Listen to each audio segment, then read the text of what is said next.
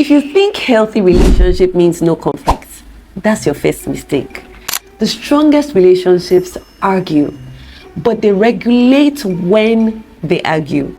See, people who have healthier relationships, they have the ability to recognize and communicate problems.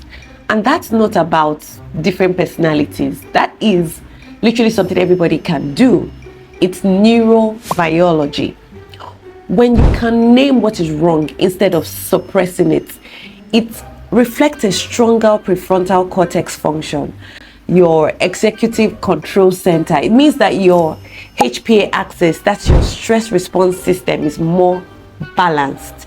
And it also means that you're less driven by chronic cortisol spikes. Your nervous system is not hijacked, right? Rather than it being hijacked, you are the person who is actually leading your nervous system. And that is critical in conflict management.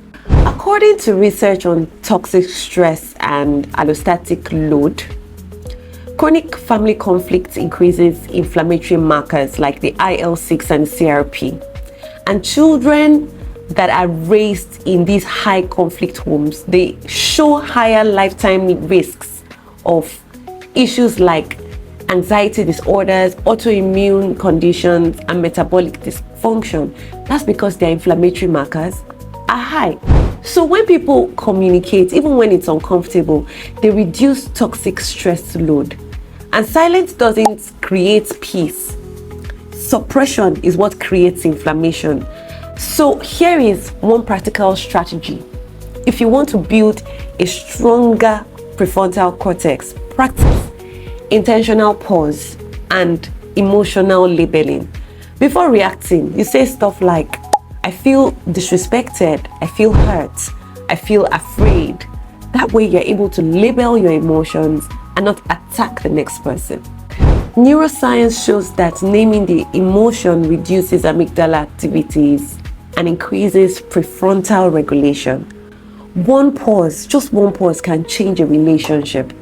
And scripture already gave us this framework, where the Bible said in Ephesians 4 verse 15, speak the truth in love. Truth without love creates trauma, and love without truth is dysfunctional. And Proverbs 27 verse 17 talks about iron sharpening iron. But do you know that the process of sharpening requires friction? So it's not supposed to be all rosy. Healthy relationships are not conflict-free.